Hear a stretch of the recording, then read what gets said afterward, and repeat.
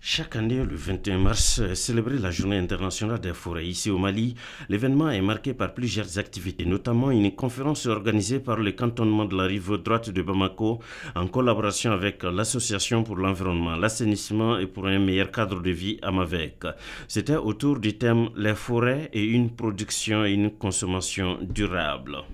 Il m'est très difficile de parler des forêts ce jour en présence de nos soldats de la nature. Dieu a tellement aimé l'homme qu'il l'a mis au-dessus de toutes ses créatures. Mais le constat est que l'homme se rabaisse chaque jour à travers son comportement, sa négligence, qui contribue à la dégradation de ces créatures dont les forêts font partie. Alors que les forêts influent sur le régime des précipitations, rafraîchissent les zones urbaines et absorbent le 1/3 des gaz à effet de serre, elle contribue à réguler notre climat. L'objectif du parti Amada Écolo, c'est faire le reboisement, entretenir la forêt et lutter contre la déforestation. Qui parle de la lutte contre la déforestation parle de planter les arbres. Ça, c'est notre vœu le plus ardent. Si vous nous suivez toujours, nous venons je pense que vous étiez là pour le lancement de notre projet, les programmes de nos activités. Opération Coup de balai Bamako, ville verte et propre, dont nous avons fait le lancement le 16 février passé avec son excellence de l'environnement, M. Modibo Kone, à Sokoninko. Dès lors, les partis Amada Écolo suivent son parcours, chaque quartier qu'on passe, parce que nous avisons de sillonner tout le Mali.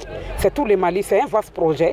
Faut-il le rappeler, les forêts abritent environ 80% de la biodiversité terrestre du monde, avec plus de 60 000 espèces d'arbres et plus d'1 milliard de personnes dépendent directement des forêts pour leur alimentation, logement, énergie, leurs médicaments et leurs revenus.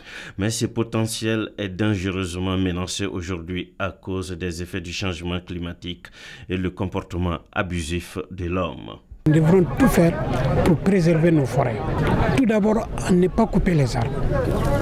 Parce que quand tu coupes un arbre, c'est comme quand tu as éliminé une vie. Couper un arbre revient tout simplement à détruire une usine d'épuration naturelle. L'arbre purifie l'air.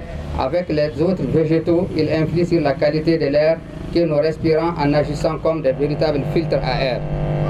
En effet, les polluants et les poussières en suspension dans l'air peuvent être captés par les feuilles des arbres, limitant ainsi leur circulation dans l'environnement. L'arbre lutte contre l'érosion sociale, l'érosion du sol. La plantation et la conservation des arbres sont d'excellents moyens de lutte contre l'érosion du sol très fréquents en milieu urbain, dû notamment aux travaux de construction et au piétinement.